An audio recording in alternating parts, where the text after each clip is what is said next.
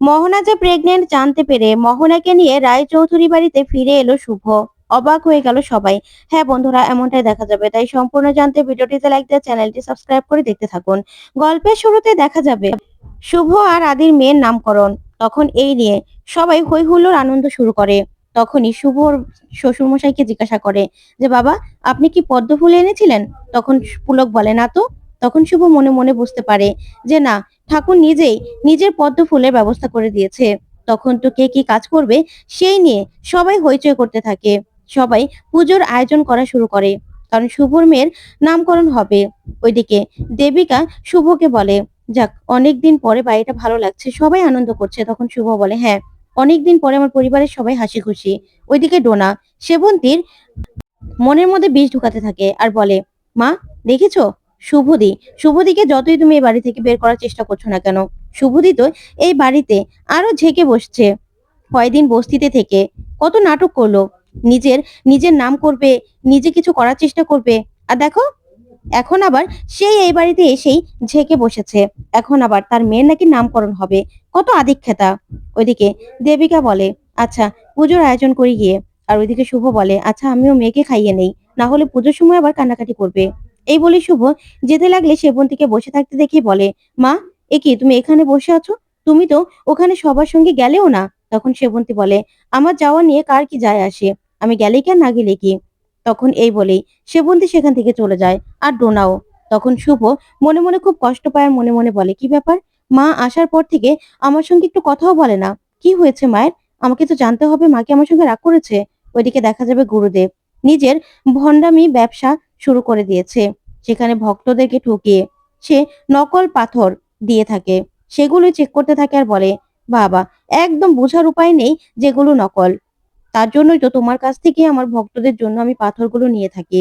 তখনই গুরুদেবের শিষ্য আসে আর এসে বলে, গুরুদেব, আপনার সঙ্গে আমার কথা আছে। তখন গুরুদেব বলে, বলো। তখন গুরুদেবের শিষ্য বলে, গুরুদেব, ওই শুভলোকে সাহায্য করার সব রকম ব্যবস্থা করে ফেলেছি। ওর মেয়ের এবার নামকরণের অনুষ্ঠান, সেই পুজোতেই ভেবেছি যা করার করে ফেলবো। তখন গুরুদেব বলে, কি ব্যবস্থা করেছো শুনি।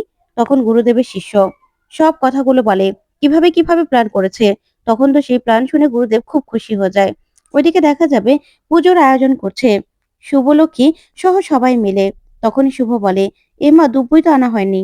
তখনই পূরবী বলে, দুব্বই আনিসনি? আমি তো সবকিছু ব্যবস্থা করে ফেলেছি, আমি তো জানি না।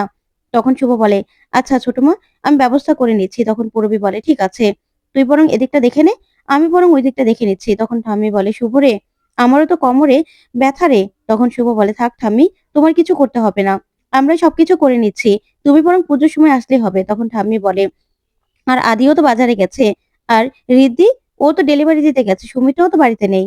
তখন শুভ বলে, হ্যাঁ তাই তো, আমার তো মনেও ছিল না। আচ্ছা, এখানেই তো মন্দির, আমি বরং মন্দির থেকে গিয়ে দুব্ব নিয়ে আসি। তখন দেখা যাবে শুভ বেরোবে আর শুভ আদি চলে আসে, আর আদি এসে বলে, শুভ, কোথায় যাচ্ছ? তখন শুভ বলে, আমি মন্দিরে যাচ্ছি দুব্ব আনতে। তখন আদি বলে, বেশ, চলো। তখন শুভ বলে, এখানেই তো মন্দির, আমি চলে যেতে পারবো। তখন আদি বলে, না শুভ, তোমাকে আমি একা ছাড়বো না, কারণ গুরুদেব গুরুদেব যেভাবে হুমকি দিয়েছে, যেভাবে তোমার পিছনে পড়ে আছে, আবার কিছু না কিছু করার চেষ্টা করবে, আমি কিছুতেও গুরুদেবকে বিশ্বাস করি না।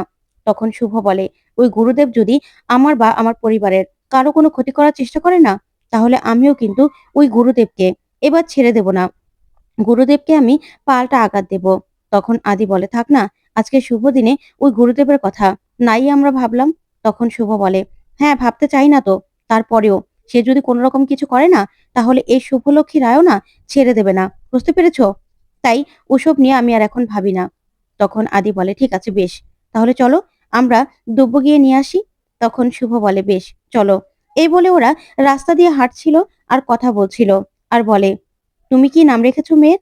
তখন আদি বলে, তুমিও তো কি নাম রেখেছো বলনি। ওইদিকে মোহনা রাস্তা দিয়ে পাগলের মতো হাঁটতে থাকে ওর প্রেগনেন্সি রিপোর্ট নিয়ে। তখন রিপোর্টটা দেখে আর হঠাৎ করেই মাথা ঘুরে পড়ে যেতে লাগে মোহনা, আর বসে পড়ে সেখানেই। তখনই শুভ বলতে থাকে, কে আপনি, সরে যান, সরে যান, গাড়ি আসছে। তখন মোহনা কিছুতেই সাড়া দেয় না। তখন শুভ অন্য পাশ থেকে দৌড়ে মোহনাকে বাঁচাতে আসে আর মোহনাকে বাঁচিয়ে নেয়। তখন মোহনা চিৎকার করে কাঁদতে থাকে। সেখানে লোকজন পুরো জড়ো হয়ে যায়, আর লোকজন বলে, এ কি, আপনাদের মরতে ইচ্ছে করলে রাস্তায় আসেন কেন, বাড়িতে মরতে পারেন না? তখন শুভ বলে, দেখতে পাচ্ছেন না, ওনার কি অবস্থা, আর আপনারা এসব কথাগুলো বলছেন। তখনই শুভ দেখতে পায় যে এটা মোহনা। তখন শুভ বলে, মোহনা, তুমি তুমি ছিলে এটা? তখন মোহনা তাকিয়ে থাকে শুভর দিকে। তারপর আদি আশারিসি বলে, মোহনা, তুমি তুমি এভাবে বসে পড়েছিলে কেন গাড়ির সামনে? তখন একজন লোক বলে, আপনারা এসে না বাঁচালে তো উনি শেষ হয়ে যেত, উনি তো মরেই যেত। তাহলে কি হতো বুঝতে পেরেছেন? তখনই মোহনা শুভকে বলে ওঠে, কেন বাঁচালে শুভ আমাকে? কেন বাঁচালে বলো? আমি তো বাঁচতে চাইনি, বাঁচতে চাইনি আমি, এই বলে কাঁদতে থাকে মোহনা। তখন শুভ বলে, মোহনা, এটা তুমি কি বলছো? কি কথা বলছো? কেন বলছো এসব কথাগুলো? তখনই আদির মোহনার সেই রিপোর্টের দিকে চোখ যায়। রিপোর্টটা তুলে আদি দেখতে চমকে যায় আর মনে মনে ভাবতে থাকে, এটা কি করে সম্ভব? তখনই আদি শুভকে বলে, দেখো রিপোর্টটা। তখন তো শুভ রিপোর্টটা হাতে নিয়ে বলে, মোহনা, তুমি প্রেগনেন্ট? তখন মোহনা কি বলবে কিছুই বুঝতে পারে না, ভয় পেয়ে যায়। অন্যদিকে দেখা যাবে সবাই পুজোর যোগাযন্ত্র করা নিয়ে ব্যস্ত। তখনই সেবন্তী সেখানে আসে। আসলেই তখন ঠাম্মি বলে, বড় বৌমা, তুমি বাড়ির বড় বউ, অথচ তুমি এইভাবে উদাসীন হয়ে থাকলে কি করে হবে বলো তো? তোমার মধ্যে তো আগের মতো কিছুই দেখতে পাচ্ছি না। তুমি বাড়ির বড় বউ, তোমাকে দেখে সবাই সবাই শিখবে। সবকিছুতে তোমার আগে থাকার কথা। আর তুমি কিনা এরকম ভাবে আছো? তখন পূরবী বলে, হ্যাঁ দিদি, তুমি এরকম ভাবে আছো কেন বলো তো? তোমার তোমার নাতনির এই নামকরণ, আর তুমি কিনা এরকম ভাবে আছো? তখন সেবন্তী বলে, আমি আবার কি করেছি? তখন ঠাম্মি বলে, কেন বৌমা, তুমি বুঝতে পারছো না তুমি কি করেছো এই বাড়িতে? তোমার সবথেকে বেশি এই পুজোতে ইনভলভ থাকার কথা। আর তুমি কিনা এইভাবে এভাবে পাশ কাটিয়েছো। তখন রঞ্জিনী বলে, হ্যাঁ দিদি ভাই, তুমি তো কখনো এরকম ছিলে না। তুমি বাড়ির বড় বউ বলে কথা। তুমি তো সবকিছুতে সবার আগে ছিলে। তাহলে হঠাৎ করে এরকম হয়ে গেলে কেন?